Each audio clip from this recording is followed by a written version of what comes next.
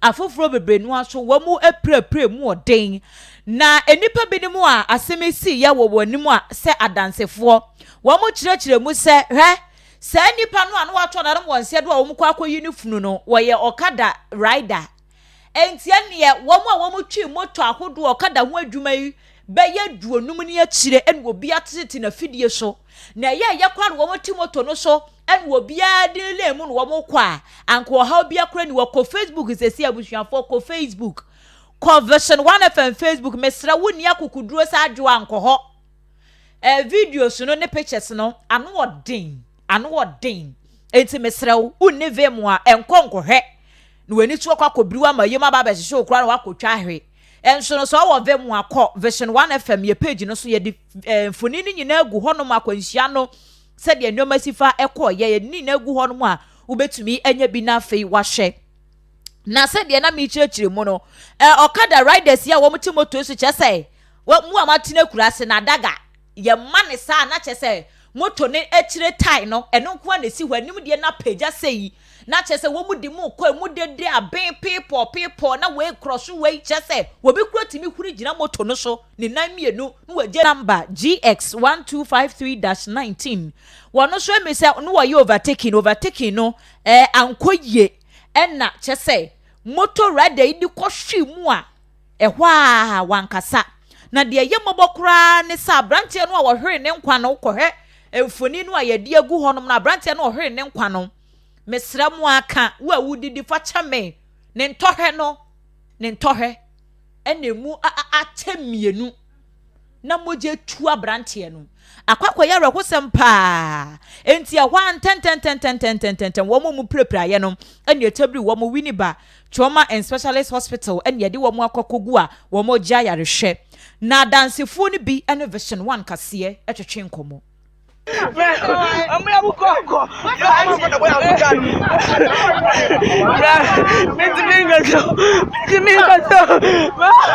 ba aye koyi baba ahima bi wo ho na ye ba no akoti Benab filling station ono mo na sprinter bi unity nti na moto boys no mo nam middle lane na me de akire me hu ya ne se accident na sia ya ma omo so agu kanu abako ne nsa ba ko no em se akohyem na se anu so ayesa titi nti me nya sure se obeti ka na de hia omo na ba ko so be boss ka ba ko bo omo na ba ko so de be bo ti ana gban nti me de me hu hwe de me no we no ka moto me ti ko wi ni ba ko fe na na yin ma go akoti ya ni ko fi ni ba mo chiri yakofa efungo e de kwa akoti na am se okada fo ye funu ye kokofa nti ye buso ye ba e bedu aka ye du akoti no na a se yin ya so cars ni je numa ye ko nti hu se ka ba ko sprinter we firi ni wo wa ye overtaking wi a oba nti motos no mo di echi no mo so ba no ba miensa na ba ko so wi ne next one so 17 na to so miensa no na de wontumi ai we na aben na se odobo no oh ne nam kwa gugu kwan no so ne nam kura ne nam ni bi kura tete ye nua ye ndwen se bia obetumi abakan ye hu ebusiafo entino adansefo binimu a wo mu ehuna kwanhia no bi no wo ne VISION1 kase atwetwe nkomo no koye Facebook page no so ye VISION1 FM on Facebook mesrawo wani ase nya de yankoho pictures no anu ohye kofi basie anu ohye enti no wobetumi akono ho hwe beba abrantia na wawu ne kura na ni gusu o na ni nyina na egusu yi musi no wobi efri mu mojahye so we say age say bia ye pegulu bi ne ye de kekatare evi se we no yanka na ni na ngusu ehwa enti enkata kona kwhwe bi aya VISION1 FM na ya areho moto no so na apeche yo moto na apeche moto no de aye no menya sure say abrantia no kura nko wonyankwa nko be nipa biom hwe wa hwe moto no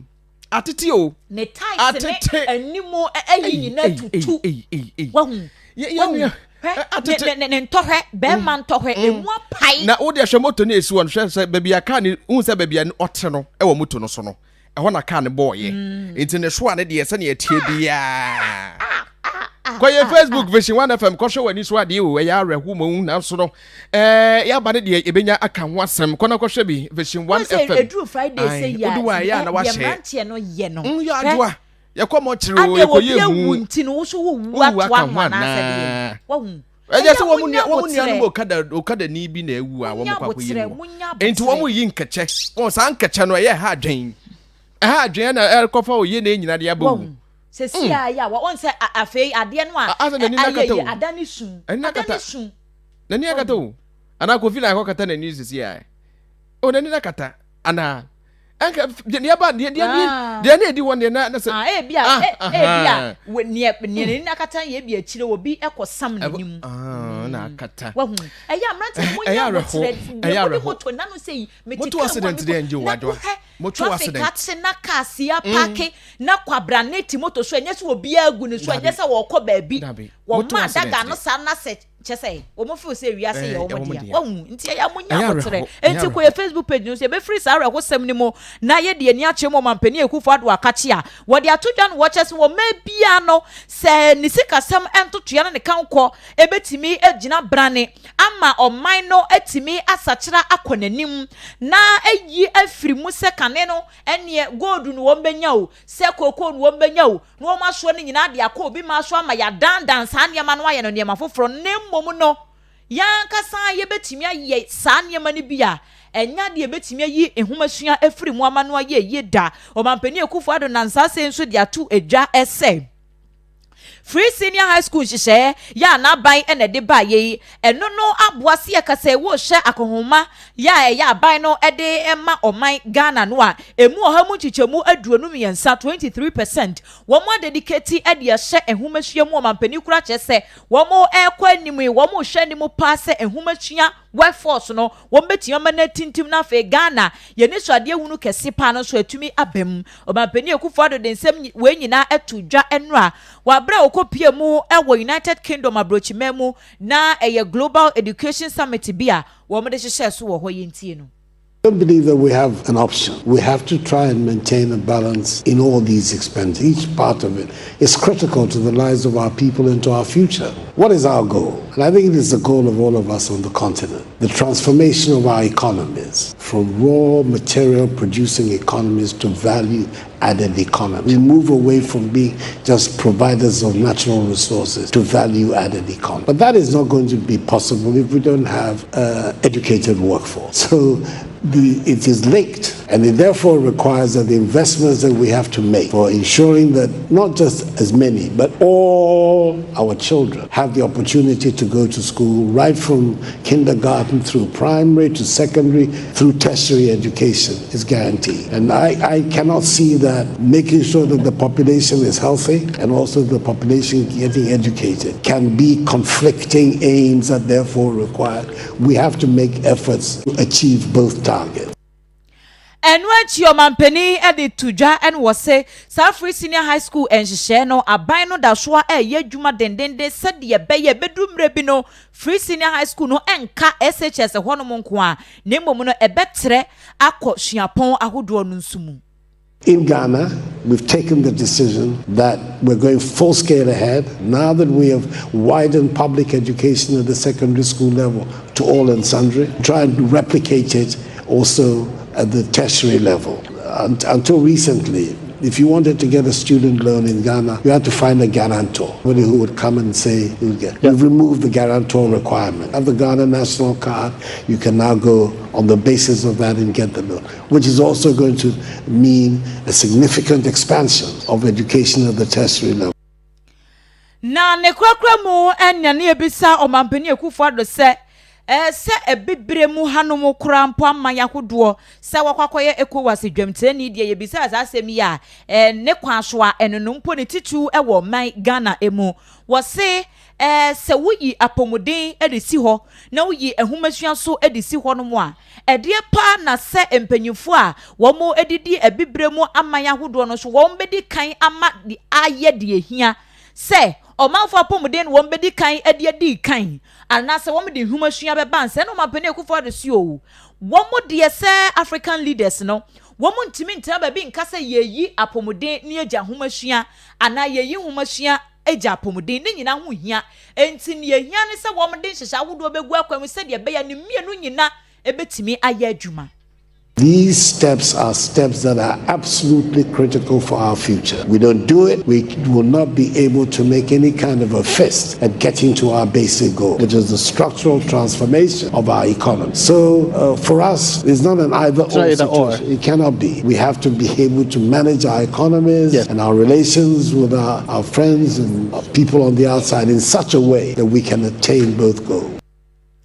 Ene ya yekoti esesi ayi Ghana mampeni na adodanko Akufo-Addo Global Education Summit ya ekoso ewo UK abrochimemu eho en wodi nsemi kwatu yon se yawo ye kase nkofo ye kase o mampeni ye adopriman ya nkofo ntiase ane wo de ko Facebook wo betiase ko ye Facebook wo ye kase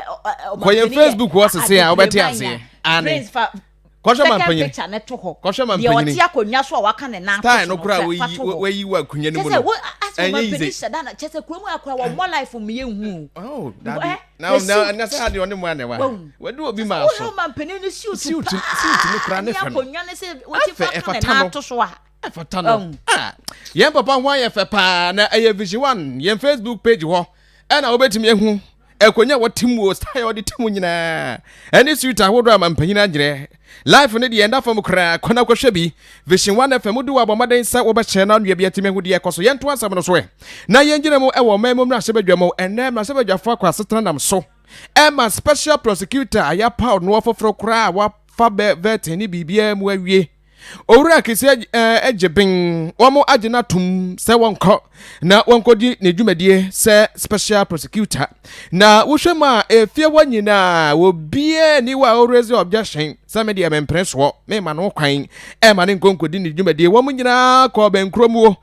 na appointment committee wo recommendation wo de beto mrasebadwamo no wo nyina age editumuo na wohwema mrasebadwafo ne nyina menyu atwe menyi ado amfim wo nyina se abrante kesi ajaben abrante no nim de eba mra wo ya de wo hu ye pa na wo de koye Facebook wo a very young gentleman Kofi Yesu ede ni picture no wode ato wo kona kohwe bi VISION1 FM na de wa ye de pa wanhwe bia wa ye ho na wo hwe ne sa na wa hye na onua bi nso atime hu de ekoso na eno na ye hwe ni mo sama mpanyini na nadodanko Akufo-Addo abaje na atumbuo owo 43 years wenyini ye wo young man pa na matenamidu se wa mampanyini gini tumu a wono ene kwakodi ora matenamidua yade adwuma ma no a oye ya du ba bi oso ntimi nye bi ode krasa ko mama mpanyini se mampanyini wa na ade adwuma no ma amye na se de nyema kode ye mabre ntimi nye nti wo resign ye ene nam so a Government Damen Attorney General etimi epao ora ejabin kisi ejabin se wono emba embedi nadie na enei ye hwe ni wo anasa wo magina tumi ye hwe ni mo se mampanyini agini tumi abakọ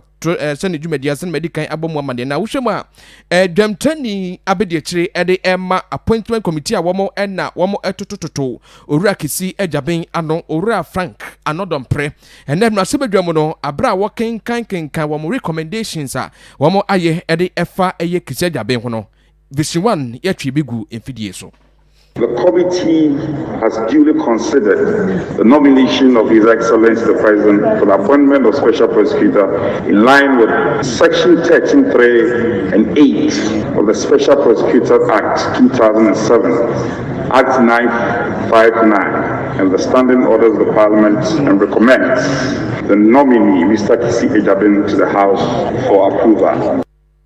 Na Owura Frank Anodompre dwamtani abedi akire dema appointment committee no ewo omemo mrase bedwamo no wie ne sa no na edwamkuma womo ewo mrase bedwamo omobano Dani Haruna Idrisu wode etujasa Kisi Ejabin eba bepiemo ewo appointment committee na di mo womo tototo na no se wo hwanimdi a wowo ede efa mra ho a ekonkan ye pa na nokra no na ehye ono Owura Haruna Idrisu ehye ni nkran nam so ntia wamani nuanu nyina age no editumbo na ade ba ko a wosusu sese no entimi ankoso ebe ha adwen ye ne se waman Ghana se yamfa ye mowa amwa no amma ninimde kakra ye nso ye nim se ne betima baba na adwuma na koso a Owura Haruna Idrisu de tuja se betima adwen ye pa ne mra nim a wonim ede fa mra ho no eno nko a entimi emmoa ema katasa ne proye ye ntu ase As for the young man, he impressed me with his knowledge of his law, particularly criminal law. But Mr. Speaker, laws are not enough to fight graft, to fight white-collar criminality and economic crime. Because one of the offenses, both the giver and the receiver benefit from the offense. It's not like other criminal offenses where you lose something. With bribery and corruption, it is shrouded in secrecy. But he comes with some background. He assured us that he will work to criminalize unexplained wealth, subjecting persons to what the law of evidence requires, prove beyond reasonable doubt. He will avoid conflict of interest situations. And Mr. Speaker, he will work to reduce the incidence of corruption. And another assurance, Mr. Speaker, he gave your committee was to avoid possible conflict between the special prosecutor and the attorney general, and probably the chemistry of the two of them may work, but work to serve Ghana and not to serve any political party or government in power. He said that he will work with the board to create 2 new additional departments. We look forward to measuring him on those matters. Nipa yatene kan eye edom kuma wo mo masebedwam omobano dani Haruna Idrisu masebedwam wa ne da so ejina na achiameheni abedi achira wodi kan owura Joseph Osewusu ya dodo no afre no Joe Wise wodi atodwa se nye no koreda se wono Joe Wise no ahihye nhyiamudie bi ema members ya wo mo eda privileges committee no ano efa owura Kennedy Japan Ninsema hudo bi ebeki kan ye ho eba asem no wono Joe Wise ahihye Zoom meeting edi ama members no ache se ye kura ye hunu meeting no outcome wo se enye no koreda se wono wo ye Zoom bia ema members no na owura Kennedy Japan na sem ne de ya bro so e fansem troni a wodi ne dwuma e wo multimedia Erastus Asare donko ya ejura ho sensem e ba ye abrantie report wo ma ye ne ho adanse a wokodi ye Kennedy Japan ononyamfo se abrantie no baabi wo horom a wanka no se de tie no wa na se kromo ha so wono nanko ye mampani wo Ghana hapa no wonya Erastus a anko wo hwe ni mprepa wono akase wo se next time okwa assignment wo behwe no wahwe ni ye honsam ne ba ye ndie akwakwa ye bibia wo ha nipa bebre no na de wo mo anu atomu bi Tamale North mrahye bedwani Alasan Suhini ene wono de di ka akopagya asem no kra wo mrahye bedwamu ho ne ade a wahu se eho behia se wo wura no eye asen central mrahye bedwani no ye be ye nsemu ehwehwemu ni titupa ne nsem akodo eye awotai ekeka na ebeto odwase nank ye hwe ni wo se wo mo ebe konkonyasie eye privileges committee no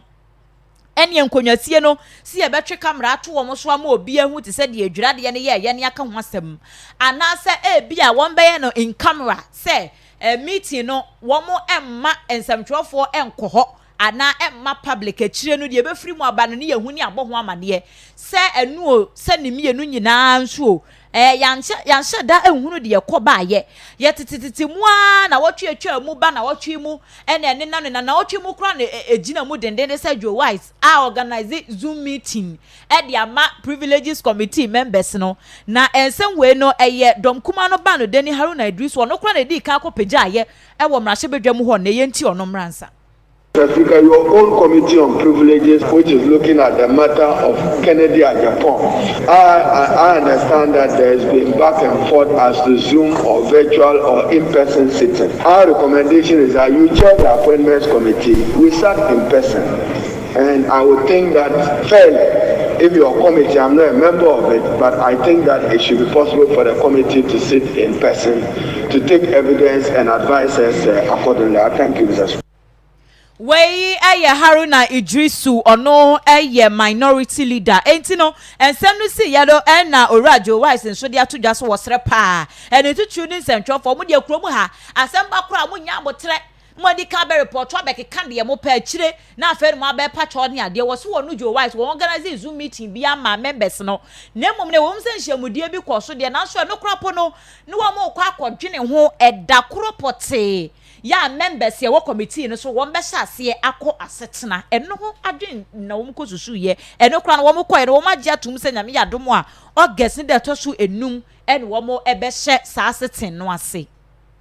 I know that one of us are giving an interview to the press. It's totally misrepresented the fact. It was a meeting to decide when we will sit. That's all. Which I said we do it on Zoom. I discussed with my ranking member. I understand his challenges. People did not show up, but the meeting went on and it has been advertised. We will sit on 5th August in person. We have given the venue for the meeting and we have advised members which Nipa yatini ni sesia yi aye mrahwebedwo machia meheni abedi kira wodi kan first deputy speaker of parliament Ora Joseph Osewu sudodo no afre Joe Wise. Edom kuma womo ewo omemo mrahwebedwo ene de to aban yi ene mo se womo maden yaso de nhyehye papa bi gu akwam wo ede afa testing ho jumedi a wodie ewo Kotoka International Airport for COVID-19 ewo na ensem edom kuma no eka ene se obi ye test no ewi a akwakwa ye sensunsuanso na eba no aya na akwakwa ebibie wo ho ebi se wombekọ ha na ebi a wo ye negative womeba ha na wo ye positive enti na akwakwa ye se test no wo mu nhyeda ehunu ne potin ensunsuanso ahodo a etimi efimo eba no na ni nyina no na enam video bi a ene na abefo tinten video social media so eba ya na Ghana phobia wo ewo ma ho bi etu kwan Kotoka International Airport wo akwakwa ye se results ahodo a eba fit tests ahodo wo mu yemu no wo mu enhyeda ehu ni yie na edom kuma no wo mu ede wo ma no atomuo ebie Kofi Yesu kra the video no or the app to your Facebook wo betima kwakwa hwebi VISION1 FM na sa video ya edom kuma wo mu ewo memu na sebedwam ehu ye no na wo mu ede etudwa eso wo mesra aban no womo mpese obi kwa ye test na nkonko wie kire no results ebeba no se nipa no ye negative a obedu ba bi na akwa ye positive akwa se esesante sasa womo se ne sa no eya hadwen pantin central phone share ma ekoso ewo memru na sebedwom edom kuma ne eye emu na ranking member on health committee no no ma sebedwom kwabana minta akando ede etudwa se aban no bomoden a na woma akwantufo womo ba no womo hu ehia no ye pa no ompe ankura dwumakuo bi kura be ya anka sa test no womo ebetima ye ne ye. We have taken notice of the fact that there are a number of lab centers or COVID centers within that same catchment area. We have the immigration clinic where we have a COVID testing center. We have the airport clinic. We have Nyaho, and therefore we think that as a matter of urgency, government must within 1 week put measures in place to give them the opportunity to have an independent opinion. And what I describe as unacceptable is the attempt to intimidate and use the security against them when they are speaking out. I think that that's highly unacceptable and it must be stopped with immediate effect. I mean, in the initial stages, we thought that no matter what, you could have 1 or 2 people complaining about the system. So I thought it was normal, but I think it is becoming too many. Neba yatini kai uko omemo na sebedwama ranking member eba apomodin committee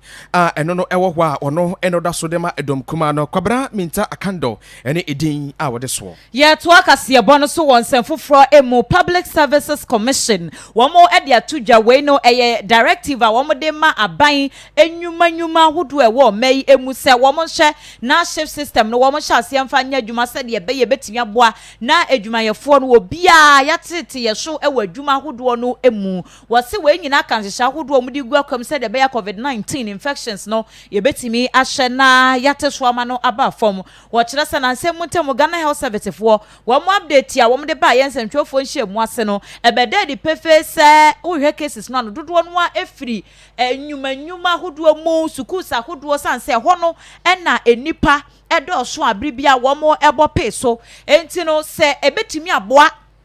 na COVID-19 numbers no betimi aba form dia ene agise ye hyase na shift system no amre bi enwuma hodo no ede ye adwuma no wo mo san ko back no wo mo ekofa biem ene se e bi a mo ye 10 na wo office a mo che mu mienu enum eba ebi anapa mo de ye adwuma run 24/7 anopa ne enwumere ana enwumere ni anopa enye sa so a se na wotwe o se 2 days o mo amonye hyehye enfama workers na no betimi aboa ama COVID-19 infections no ya bre no ase VISION1 93.5 enyumere no sebere kase na wasoguso a wotie na yedem live na Facebook VISION1 FM YouTube nso sa VISION1 FM official betimi ahwe yen live wo ho na odo adwenchen bibia to ye beje bra ma ho beje bra na yakenkan e de ama wudu abomoden se wo be hye na Ghana Psychology Council for e na nei wo mo akwakwo totototo mbia bi e won kraha a wo mo ehwe nipa dwimo me kire wo mo ehwe adwimu yare a wo mo anji tumi krata nkraha na sa adwumade no koso na Ghana Psychological Council yeka wo masemi wo mo ehwe Ministry of Health asoya wo mo enehwe ya pomden e wonsam ehwo na no e na wo mo de tudwa se samye yi a nei wo mo totototo moyi saafo na duo mudwumadi amfie no beye de wo hodi a wo mo enkura tumi krata ma won kwan se wo mo enhwe nipa adwemu yare yese de honsam esi etie na eno ena se wo hwe Health Profession Act na esi individual bia na se obi biara wo pese ubie biaya ebehwe nipa adwemu se de honsam esi etie no wo se wogi tumi krata e de efi Ghana Psychological Council for ho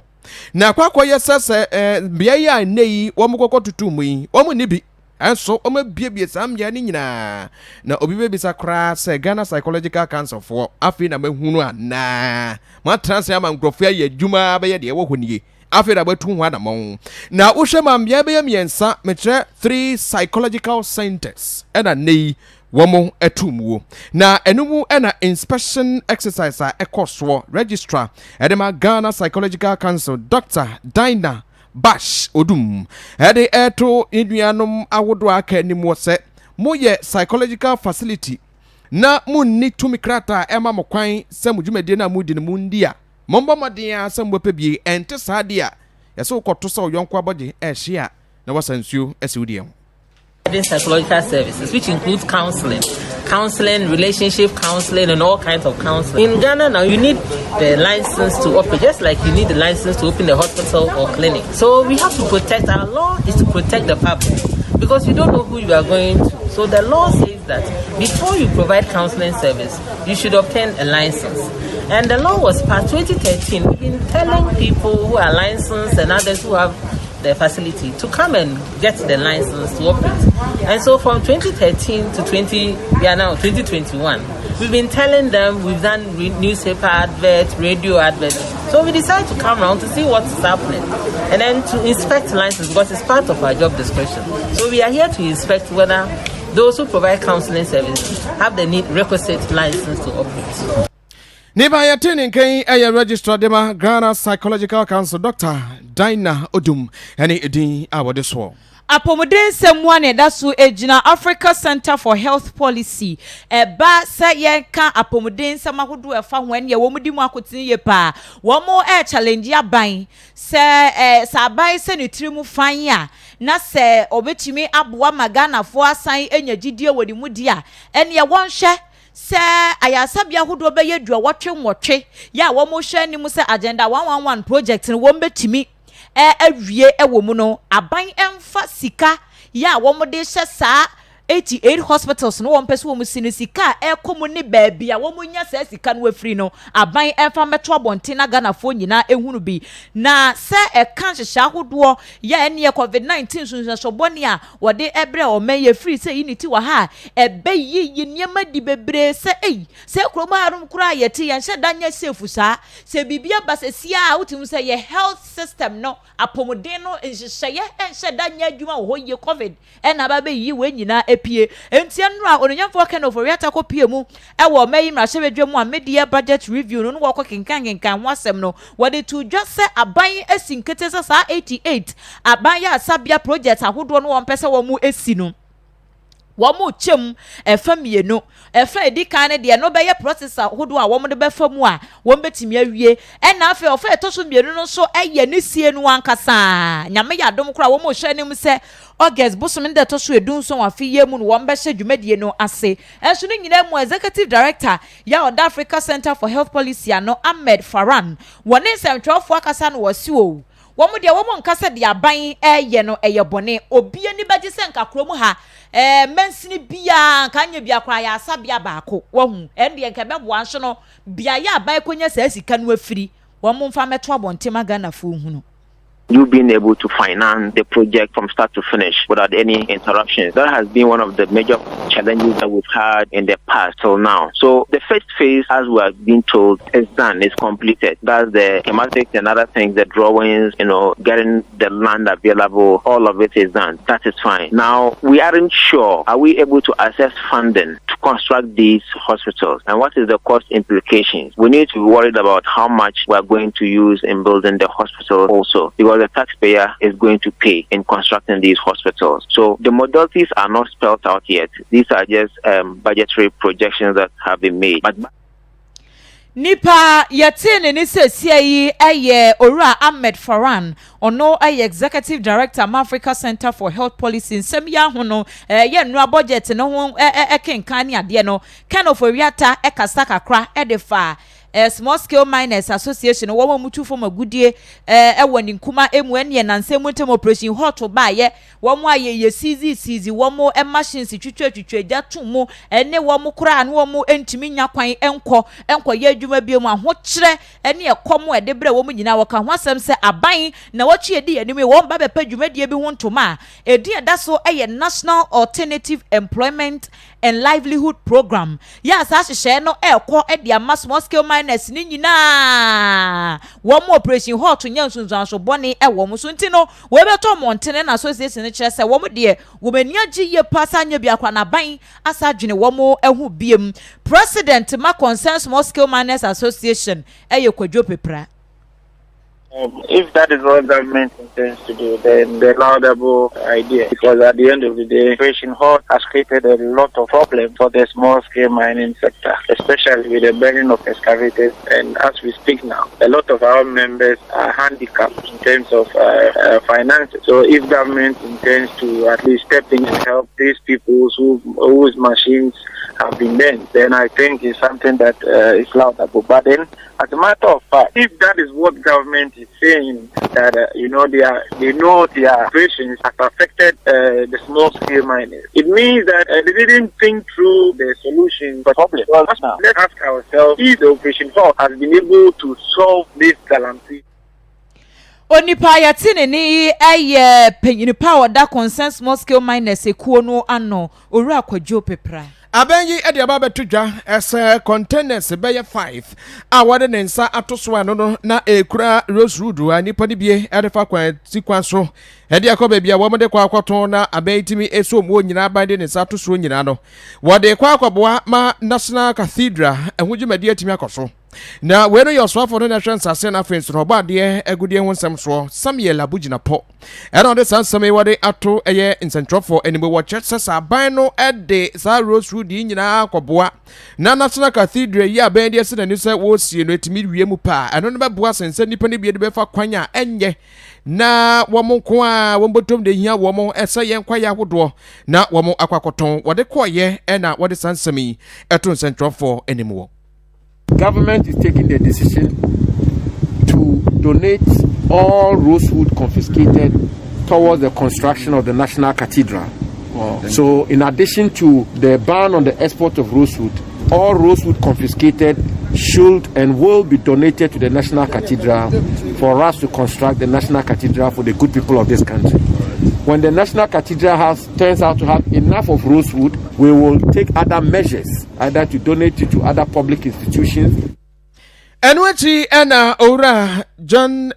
Samuel Abugina po eto ne sam so se nipa bonfa wo mo chechiri na wo mo etwetwetwa enwie wo kwanya ensem fata so ne saafo ni nyina wo mahuru wo mahu ba bi wo mo shepa na wo mabomodea se emra no ene wo mo bedie. Things have been conducted, and as we speak, we have identified the companies and individuals who are behind this. We have to always come to grips with the issues and unpack them. The criminal aspects of these conduct will be handled by the Ghana Police Service. If you export rosewood out of Ghana, the rules that we've put out, that constitute a criminal offense, and the Ghana Police Service will do that. So whatever consequential criminal action in terms of investigation or prosecution, we expect that the Ghana Police Service will take that up. Samuel Abujinapo Ayoswafa Oshen Saseda Efebegudie Awunsamso. Wa ensefo from Emuno Board of Trustees ya womo ehye National Cathedral so dan kese no yebesi ewo mai emu womo edi atu dwa se Ghana for die won Ghana for se do manisi fa gem ho fa no wasisi yakasei womo yese nkwombe lunch dwumadie bi kura aboa ama National Cathedral no ho hyehye atimi akonkan so launch no nya nuru ho enso Ghana for hyase donate sika eto fund no mu ebeboa wahu no matimi asisa asodan kese no na enu aken of wiata kopiemu ewo mai emrahye bedwam no wode to Ghana for nyina nim se ene womo emwa we no ketua bia nsa ketua bia nsa ne bosun bia 100 Ghana bosun bia 100 Ghana yeni bete no na chese yetumi aboa sika dodo ano ama National Cathedral no yetumi asintie ne wode ho short code kura to dwa se wo ye Ghana ni se wo ama no ne se hefa na pese wo donate ko fund ne mu a wo dial star 979 hash star 979 hash ya ene wo send ya bon se prompts no aba na fe no wodi so pepe na wo so ketua bia wo no watumi adonate e de ko ene ye nya de short code ni to dwa pe ena Ghana for we fa ni phone na we afa ne de no wo send sa wo enti beto dwa no church for National Cathedral Board of Trustees no Reverend Victor Kusibuatin wodi atudwa so no kwa ne ho dwiri no wo share response a wo munya ye free say the short code no eto monte a wo say adwumadie no kwa wo munya mpa ho ntuma wo enso wo mani aso Ghana for pay ye ntie no the best say Ghana for nyina ntie na 100 Ghana cedis a month yamfa moa na ntimi si dan so nyankopon ne monya. It's amazing say ye pass star 979 home to mano enkofo kwa share ye enkofo share e de anwopo share boa Ghana for enye obia ne tia say adwuman ni padodo na pese boa me ne wo ka say ebi ashare ni pa bebre ye nyam bi home to mano kra no and some are giving more than 100 Ghana cedis, some are giving 50,000 Ghana cedis a month, some are giving 10,000 Ghana cedis a month, and the enthusiasm of the populace of Ghana is so overwhelming. Into that 100 Ghana cedis a month, it is doable. You want to Makorano, go for Shasia. And what and was I to just say, National Cathedral, ye can't see a besi o, amount for see a wound here. Eno man penidi a chese nieme hu hian kwa na se be panyini wo pese wo ye se mabunu gu kromu a wo nya adwuma nye wahu bia ye hudu bebre kwa wo abeko nsuo keke ye nipa benom kra kwa ya sa wo se me kwa kosi aso dan eno ena Reverend Victor Kusibuatin ede chiemu aba hia se sa de no ye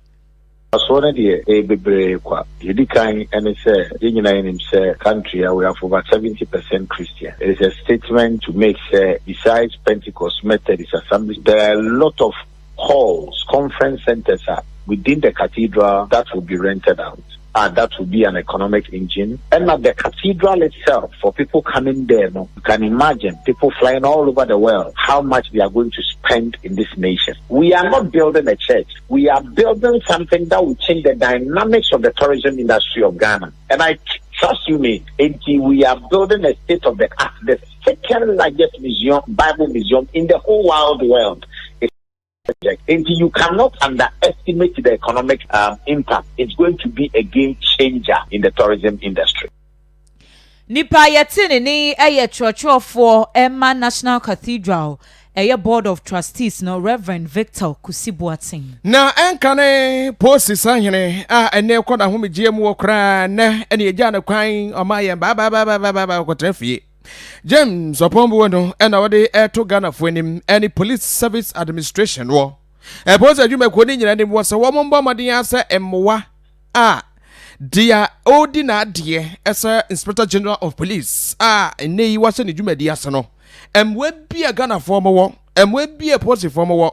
wase mo famboa eye papa yi na wode nsam ye tudwa na enam ceremony dwumadie bia wo didima no edija no kwan kra ma ne baba won kramantam ha emu ena Inspector General of Police edi tudwa se nani asopa se efia bra mampanyini di tumi no ma no se ono ye Inspector General of Police ma nam so ma Ghana yi ye ka se bibi memu ha nyina o manya etoso mienu a atumdwei ewo mu a na saa man no eye wo man Ghana na eno na se wohwemu a enei eniema wodo a wo ba ya wotimi ba be ye nyina James Opombo anu timi ka wasem a wo ma ye ba ya ceremony ne fe ko Facebook ye the pictures ni bia gugu wo mfoni no enye yize ka wotimwo wo ma ye ba na wode ne bibia ehye dan parensa a se no ye pa no fofre a wo ba be di ne dwumadi ne na moma ye ntie ni nsem ne bi. I want to urge all personnel of the Ghana Police Service and the good people of this country to give the necessary support to the incoming IGP and his administration to effectively discharge the core mandate of the police service to maintain law and order. I'm leaving the scene at a period that Ghana has been ranked by the 2021 Global Peace Index report as the second most peaceful country, the sub-Saharan African region behind Mauritius. It is important to underline that the role of the security agencies, which are internally led by the police service, cannot be overemphasized. In the midst of resource constraints and other organizational challenges, we have supported our dear country to attain this global accolade. I believe we can do more to become one of the most peaceful countries in the world with the right leadership and policies and the continuous regular supply of man-needed resources to the service. Niba ya teninkan enkane say ya enkane akandi no Inspector General of Police James Opombo enu Version 193.5 FM Sunia Numero no nsia kase boy nefia dai yeda so akenkan de mamo kan ho e Facebook page no so Version 1 FM on Facebook comment dodo no na aba mo nkona mo famra ne yehwe ne yenkenkan famo na anti-gay bill eye enkrata hodo akokopiem wo mayimra hyebedwom a yehwe se bedru brebi kura na mrahebedwafo bekwa akotena se ne wo mabobo ho na ebeye ya wo magye atumu ama no aba be ye mra wo memu ebebra se obi yo ba huntumi nka se wo de ofili unyonko ba wo ye be ma so ntumi nka se wo fili unyonko be ma wo chese wa hwe se ya oti hei no wo se agise kofi wa hu no wo se gise kofi ana eku okon be ma ne meti nyina yire ni nantuo nyina ya gase na ne yonko be ma so wonwa no wo pe enti no wo mo hwese nke bedu mrebi no saa de ne be ba be ye criminal ye chiwo se wo ye bia ye be chiwo atum ya bo kwa adu wo hu ena enye wo mo nko a wo mo de wo sika sponsor sa nkrofo no dwumadie mu nyina mo ka ho enti se saa enkrata no se beda ne mra pe ene anya kramfie du de ubetimi akwakodam wahu enti eno saa anti-gay bill no ya gazette no kyerese ya publish no se official gazette ya abeye bill wahu enti wo mo hwa nim se nyame ya dom adwoada ye de yanim weekend pa ho adwoada yi wo mo bekọ akokenkan enu ne edi kan first reading no bekoso ewo mai emrahye bedwam eye 2nd August ye nyina yate sa anti-gay bill yi hu nsensem a owura Sam George no eye ningo prampram rahye bedwani ni Reverend John Ntimfo John rahye bedwafo be ye nwotwe bia e kan wo mo kra na gina mu gidigidi se sa de ne de emwa enti asese ye hwe ne esi ano ho kwan enti nyame yadom adwoada first reading no ye hwe se betimi akoso ene na ne yete ne se sa gayfo yi ensunsun sanso ni bi na me ba beto so wakase ni mo yi programs manager Adema National AIDS stroke STI control program Dr. Stephen Ayisi ena wodi to just say sa gayfo yi wosi bebre na ye bisexual chese wono no oya be ma na ebo ebia ne girl ni adwo asafo adwo asare na so ben yemre yi ne girl ni adwo asare osan so pe ebia kofi Yesu entiro no na de opoba opebema na eno na Dr. Stephen Ayisidi to just say safo no womo ena ede sexually transmitted disease womo de bapa ezanze sabi okofa bema no ewo ne trum mofanchem esemeka ewo ne trum wi a ode membo so no mo hunze na meka no right ofa de sai wi a na wasane ne girlfriend no oba na sa akwa eden akwakoda enti no ensunsuanso na wanya ne betre baabia wode ne wakwa wura ni nyina ode ni nyina ba be ma oba no enti no yare agodo a wakwaje afi be ma no echi nyina no wode ni nyina ba be ma oba ne no ena wo mo di tuja se ehu pa very very very risky wode sami ko tuja na dwumadie bia wo mu ADM the 5th edition edema tema office of the Ghana News Agency stakeholder engagement be a course war and Dr. ACD Sansami or the echo to dra was the HIV. Hey, see ya the man home so our mind gonna me wa Fibian echo sono was if it's any mean. If it's our Mosesra Fuede, one woman ye, and a cockofasa ye at the airbar. Now, no, your business are debating about lesbian, gay, any bisexual, transgender, then answer for LGBTQ. One day I see a woman see and you won't do median fun to moon, and then I walk up from one almost say or say, oh, my dear. Woman, dear, and so I'm showing papa doing something yesterday. Never so by a campaign pass and LGBT in Tumudia. Aya dia womo edu omdwumedie e de ekọ wose se wo hwema nsunsuanso a efri wo hoba no eya na ewo soro pa nyarwa hodo na ana saafo na wo ho enti oba a wo so ne yonko ba beda otimi e de yasa yare ne ba mema no kra de yesi enya ene wode ye no so ababebo mu kasia bono esie ene yatumi post mu adwa safo sending ya adwoa enti hei esi ame honorable yo yate mesremu a medam wase honorable udi adada do me kwabenya MP ye chiao mama adwoa safo Sarah adwoa safo ye chiao or your minister gender and children and social protection ye de kasia bono besi azeman edifri kronom wode aba o se wodanyame asese ora kisi eja be se ade wo magya to mo hwe nim se papa na abayi obetimi aba bebo adwuma na afre kro no ahodo ne ne mabone ekoso wo mayi emu no wotimi aboa me yetimi etu ase akwesi kisi ede frigomua enkran wose akwesi mesrawo de wo kan allegations kesi Joma Hama asem no kan na kra yanka Joma Hama asem wo news no mintumi nkenkan na Kwame Mensa Bonsu Sheka wono so difra afontotro so no de aba wo se wo besere MPP executives ne se ma wo mo enkasa chinchine twan ono abo abena drowa Mensa wo mo de no kwa akosensan asen no ofofo ekọ mu wo mo enya abotere ema nkofo no ankasa nto ba enyi ne wo mo epe wo se enchia enkoma owura owusu amankwa ono abo afei Dr. Down Blown so edifri brim so apelsika wase hwe o mampani ekufo ade wo bedwene kwanye obefa so wa panyuma ma mabuna ye okrom ha no National Cathedral ho asem no wo mo eka wose o mampani wada asore ono so ese enchiankomma Dr. Nanama Brown Kluche enafe Dr. Louisa Hannah Bisiu Esther Hloji wono so dia boss enya de obi abe donate akosa National Cathedral Fund no obi a wo mfa ye to no Ghana for taxpayers money wo mfa nkogoti sa asoda no bra Jacobs so di frinse wom o say finance minister Sasika no a womode kwakoto VAT ama mrasebedwafo no womfa sasika no nkosi National Cathedral no no so ne de ya wode aba no abo abedi kwada so police ni aduro wo so wo trase no wo dwensem bi ho wonte ase sesa 88 hospitals no aban si obesi ene emu factories ahodo afa ekura bosha wo no ankasa hye nyankopon ne papa Yesu se wo besi aso da kese ama no eno ma beni ekufo de se Ghana fo ne mbedo neti ansa na sa aboshe no no ahye ne papa no o wakwakodi sa aboshe ne so ono abo abedi so edel no Irene Bote o se MPs no wo mo fo makatua enkonkosi National Cathedral ya mo ase